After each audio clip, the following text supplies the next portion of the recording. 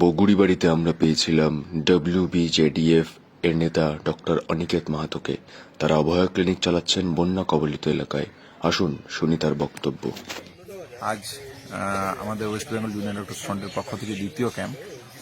আগের দিন আমরা ময়নাগুড়ি ব্লকের আমগুড়িতে মেডিকেল ক্যাম্প করেছি। সেখানে প্রায় রাত্রি 7:30 অবধি আমরা মেডিকেল ক্যাম্প চালিয়েছি।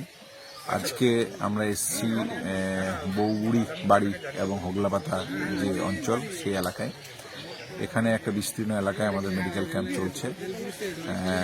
সুবর্ণোদ্যায়ী মানুষদের কাছে আমাদের আবেদন, আপনারাও আপনাদের মতন স্বার্থ অনুযায়ী আপনারা যেভাবে পারবেন সেই অনুযায়ী আপনারা সাহায্য করুন, পাশে থাকুন।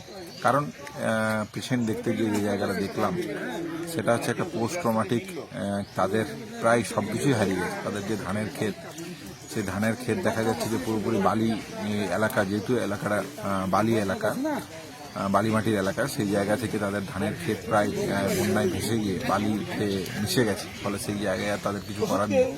তাদের যে জায়গাগুলো থেকে বৃষ্টির জল থেকে কেন্দ্র করে জলাশয় ছিল, যেখানে তারা প্রতি বছরে 5 থেকে 6 লাখ টাকার মাছের ব্যবসা করতেন, তাদের সেইগুলো প্রায় সম্পূর্ণ নষ্ট হয়ে গেছে। তাহলে স্বাভাবিকভাবেই তাদের দিক থেকে একটা অর্থনৈতিক যে সমস্যার জায়গার সম্মুখীন তারা হচ্ছেন। এর পাশাপাশি বাড়ির গবাদি পশু থেকে শুরু করে বিভিন্ন যে জিনিসপত্রের কাজপত্র, সেগুলো তাদের দিক থেকে নষ্টর একটা সম্মুখীন হয়েছেন।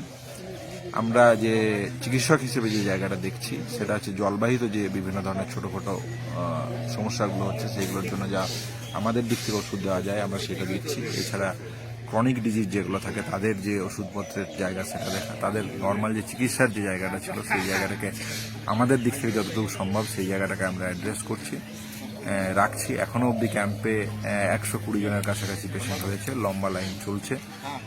আমরা সেটা কন্টিনিউ করছি যতক্ষণ অবধি এলাকার মানুষজন আসবেন, আমরা শেষ অবধি করব। আবার কালকে পরবর্তীকালে শনিবারও আমাদের বিভিন্ন এলাকায় ক্যাম্প থাকবে, আমরাও সেখানেও যাব। ফলে বৃহস্পতি, শুক্র, শনি, রবি টানা কন্টিনিউয়াসলি আমাদের ক্যাম্প চলবে। পরবর্তীকালে অবস্থার সিচুয়েশনটাকে সরজমিনে দেখে যদি সিদ্ধান্ত নিতে হয় যে এই ক্যাম্প আবার বাড়াতে হবে, তাহলে আমরা সেটাও আবার এগিয়ে নিয়ে যাব। ধন্যবাদ।